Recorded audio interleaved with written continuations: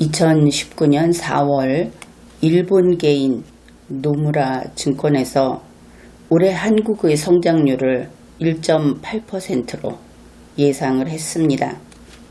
그런데 같은 때 다른 대다수의 연구기관들은 2.4에서 2.5% 이 정도로, 그러니 노무라 증권보다는 좀 높게 그렇게 예상을 했습니다. 그런데 이제 불과 몇 개월 지나지 않은 2019년 8월 첫 주 현재를 보면은 모건 스탠리에서 1.8%, ING 그룹에서 1.4%, 그리고 국내의 한국은행에서도 1%대를 예상하고 있습니다. 그리고 보면은 노무라 증권을 따라서 다 이렇게 내려왔다, 그것을 알 수 있죠. 이런 이유로 해서 요즘 금융계에서는 노무라 예언이 화제로 되고 있다, 이렇게 동아일보가 보도를 했습니다. 물론 단지 올해만의 일이 아니고 아주 오래전부터 이렇게 노무라 증권이 낮게 예상을 했고, 그래서 그 결과가 맞아 떨어졌던 그런 예가 있었기 때문에 다시 이런 이야기를 하고 있는 것이다, 그런 뜻이죠.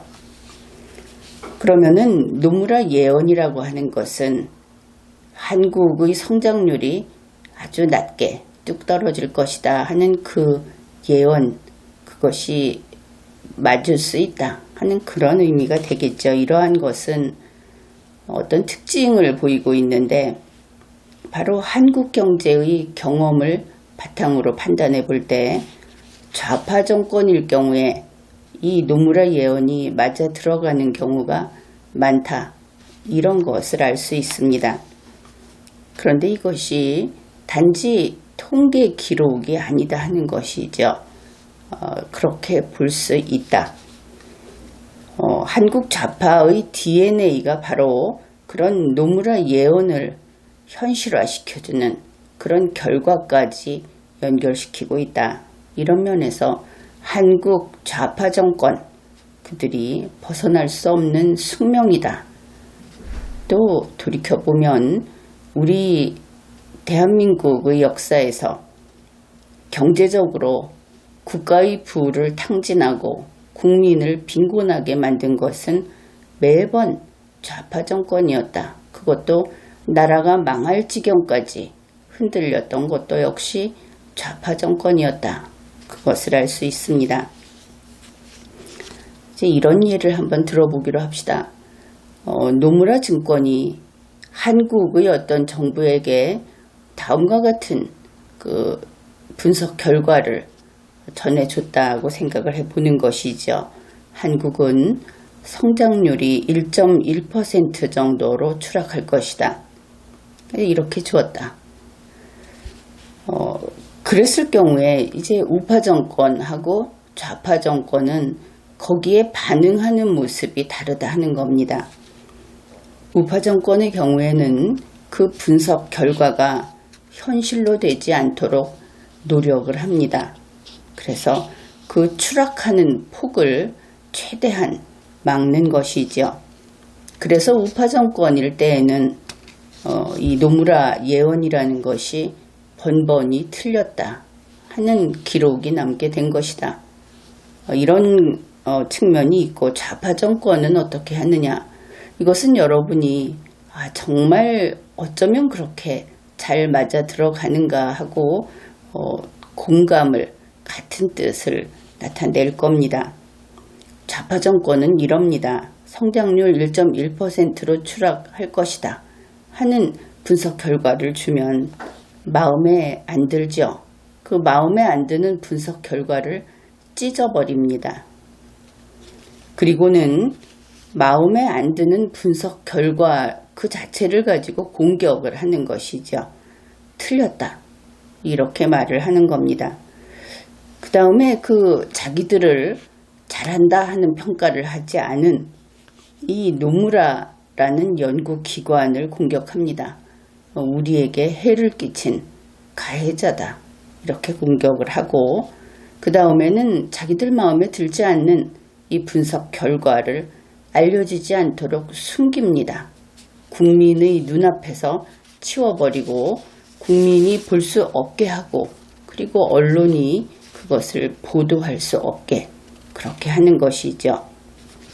여기까지 이야기를 하면 여러분은 정말 그렇다, 내가 봤다, 이런 이야기를 할 것으로 그렇게 생각을 합니다. 그런데 이것은 비단 경제정책만 이렇지 않다는 것이, 참 좌파라는 것, 우파라는 것은 그렇게 나눌만 하고 나뉠만 하다, 이런 생각을 하게 됩니다.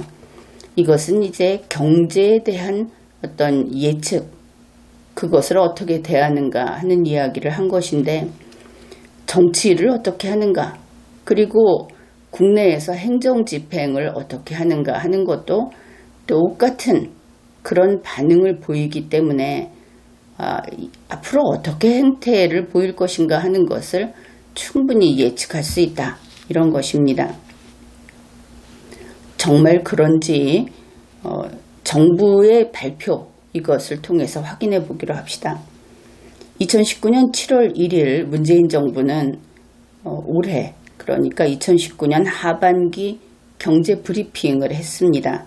거기에서 몇 가지를 소개하면 이런 것이 있습니다. 7월 1일입니다. 그렇게 오래전도 아니죠. 일자리 정책, 그리고 서비스업을 중심으로 2019년 2월 이후에 취업자 증가세는 확대되고 있다. 그 일자리가 많이 생겼고, 그래서 일을 할 수 있게 된 국민이 확대돼서 증가세가 확대되니까 아주 많이 늘었다, 이렇게 봐야 하겠죠. 그 다음에 하반기에도 방한 관광객이 증가되고, 한국을 찾아오는 관광객이 증가되고, 추경을 통한 일자리 지원이 확대되면 서비스업 중심으로 고용 증가세가 지속될 전망이다. 이제 점점 더 이렇게 해서 완전 고용에 가까이 갈 것이다. 이 발표를 보면 그렇게 보이죠. 그 다음에 2019년 한국의 성장률은 2.4에서 2.5%로 전망한다. 7월 1일 현재입니다. 여기에 대해서 이제 비판이 나오는 것이죠. 일자리 정책이 숫자에만 집중했다. 그러니까 몇 명이 취업을 했는가. 그러니까 하루에 4시간짜리 이런 식으로 몇 번을 하게 되면 그게 다 사람 수로 계산이 되죠. 그래서 그 일자리의 질은 떨어지고 일자리의 숫자만 늘려놓았다. 이런 비판이 나오고 있습니다. 그래서 그런 지적이 있고, 그 다음에 무엇보다도 한국의 성장률 전망이 다른 기관보다 문재인 정부에서 아주 그 수치가 높다. 왜 그러냐? 이런 이야기가 나온 겁니다. 이제 여기에 대해서 문재인 정부가 답변을 합니다. 아주 당당하게 7월 1일입니다. 이것을 강조하는 이유는 7월 1일에 8월 초에 있을 만한 일들은 이미 알 수 있는 정도까지 진행이 됐다는 것이죠. 그런데 그때도 이렇게 호언장담을 했다. 그것이 이제 그들의 좌파성을 아주 강하게 보여준다 하는 것이 됩니다. 문재인 정부의 답변입니다. 민간에서는 늘 정부보다 그 전망하는 수치를 낮게 내놓는다. 그렇지만 정부에서 내놓은 그 전망하는 숫자가 가장 실적치에 가깝다 하고 우리가 벌써 몇 번이나 말하지 않았느냐. 우리가 옳다 이렇게 이야기를 합니다. 그 다음에 반도체가 생각보다는 그 반전하는 기세가 좀 늦어지고 있지만 민간에서 이야기하는 그 성장률 2.0% 미만이라는 전망은 조금 과하다. 그러니까 성장률 2.0% 미만이라고 하는 전망을 아주 강하게 부정하고 있다. 그것을 알 수 있습니다. 7월 1일에 그랬습니다. 8월 첫째 주에 1.4% 혹은 더 낮은 숫자도 있는 것으로 알고 있습니다. 그런데 이렇게 부정을 했다. 일본 수출관리 뉴스가 이미 나온 때이죠. 7월 1일이면. 그런데 그때도 이랬고 결국 이것이 무엇이냐. 분석한 기관들을 비난했다 하는 겁니다. 앞에서 이야기했던 그 패턴에 딱 맞아 떨어지죠. 2019년 8월 초에 ING그룹이 한국 성장률 예상치를 1.4%로 전망을 합니다. 그런데 여기에 대해서 이제 정당에서 그리고 청와대에서 어떻게 이야기하는지 그것을 소개하겠습니다. 더불어민주당의 이인영 원내대표가 이렇게 이야기를 합니다. 위기감을 조성하는 언행을 자제해달라. 이런 주문을 했습니다. 말하지 말라고 하는 것이죠. 그 다음에 청와대 핵심 관계자. 구체적으로 어떻게 우리 경제가 극도로 불안하다 하는 단어를 쓰는가. 아주 괘씸하다는 듯이 호통을 치는 것이 느껴집니다. 그러면은 문재인 정권에는 어떤 DNA가 있는가? 여기까지만 보더라도 분명히 좌파 DNA 이것이 그것도 아주 순혈이다. 이렇게 보이지요. 문재인 정권은 이렇게 이야기하고 있습니다. 경제가 나빠질 것이라는 그 예측이 나오면은 아마도 그 말을 듣는 순간 결코 좋아지지 못하는 그 나빠지는 정도를 좀 약화시키지 못하는 이런 무기력함 그것을 볼 수 있습니다. 그러니까 운명은 결정되어 있고 거기에 따라서 문재인 정권은 아무것도 할 수 없다. 그런 태도가 보이는 것이죠. 그래서 하는 이야기가 이겁니다. 경제에 어려워질 거라고 말하지 말라. 말만 안 하면 된다. 언론 그리고 국민들은 조용히 해라. 입을 다물어라. 그리고 이제부터는 극복할 기간이다. 이제 이 극복에 대해서 좀 이야기를 할 겁니다. 좌파들이 극복이라고 한다면 그것은 그것을 버리고 죽이고 그리고 새로운 세계로 넘어가는 것을 뜻합니다.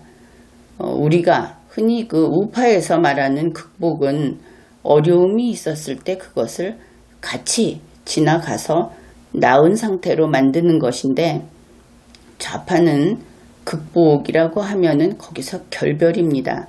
죽는 것이죠. 죽는 자가 있고 그리고 그 죽는 자를 밟고 다음 세계로 넘어가는 자가 있고 우파하고는 다릅니다. 제 길을 가다가 목적지를 향해서 가다가 앞을 높은 계단이 가로막고 있다. 이렇게 생각을 해봅시다.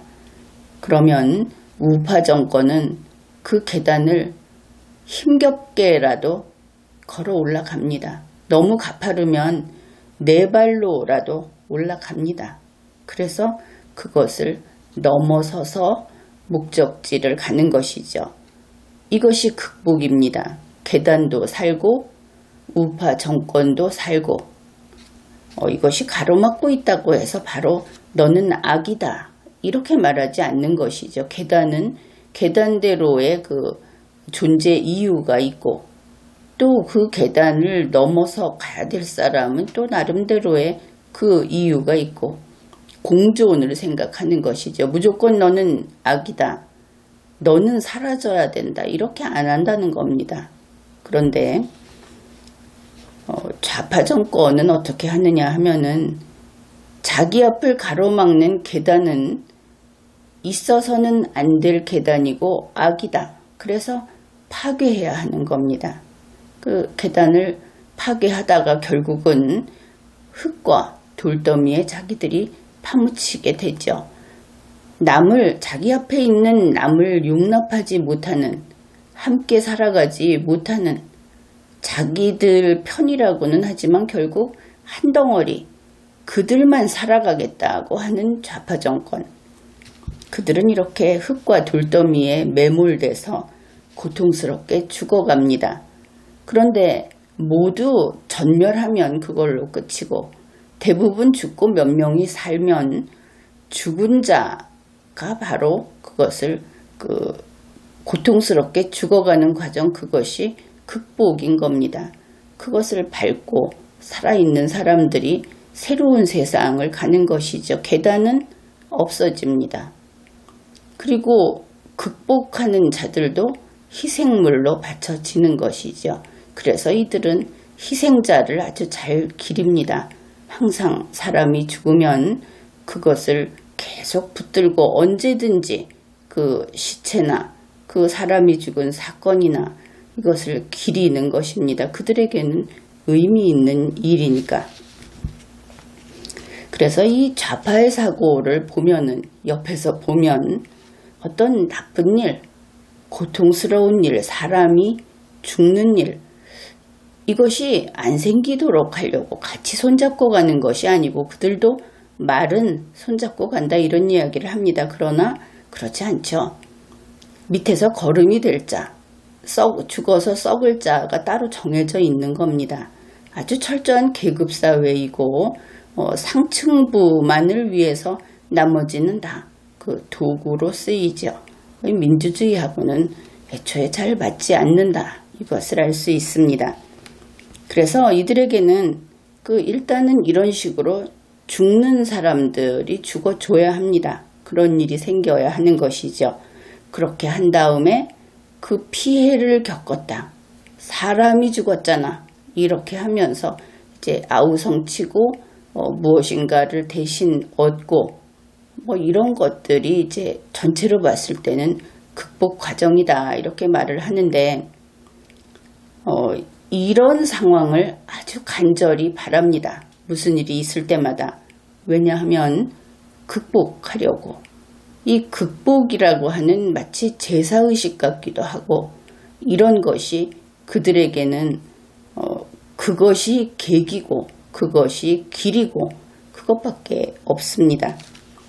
문재인 씨가 고맙다고 말했던 것을 기억할 겁니다. 그러면은 이제는 어째서 그런 말을 했는지 이해를 할 수 있는 것이죠. 극복 과정이 지나고 보니까 보궐 대통령의 당선이 되었더라 하는 이 모든 일을 겪고 나서 비로소 보수는 좌파는 저렇게 하는구나, 이 우파는 좌파는 저렇게 하는구나, 이제 배움을 얻은 것이죠. 문재인 정권은 이렇게 이야기를 합니다. 지금 이런 상황들, 어려운 상황들, 이것을 다 계단 탓을 한다 그랬죠. 저 나쁜 일본 때문이다, 저 나쁜 자유한국당 때문이다, 이렇게 합니다. 이제 그것도 왜 그런지 공감은 못하지만 이해는 할 수 있다, 그런 것입니다. 어떻든 이렇게 보고 나면 문재인 정권은 좌파 정권이 맞습니다. 그리고 벌써 그 두려워하는 죽음으로 향하고 있는 이 운명이 집안에 벌써 들어섰죠. 왜냐하면 이미 우리가 보고 있듯이 대한민국 경제가 추락하고 있기 때문입니다. 우리는 아마도 노무라의 예언이 적중하는 것을 볼 수 있을 것 같다, 이런 불길한 생각을 하게 됩니다. 지금까지 이야기한 이것이 오직 경제만이 아니고 문재인 정부의 정치 패턴도 역시 이것과 같은 노선을 걷고 있다. 이것을 가지고 앞으로 이들이 어떻게 문제를 일으키고 사고를 저지르고 국민을 해칠지 예측할 수 있겠죠. 그러면은 그것을 막아야 하지 않겠습니까? 그래서 우리가 학습해야 하는 겁니다. 지금까지 리걸마인드 연구소였습니다.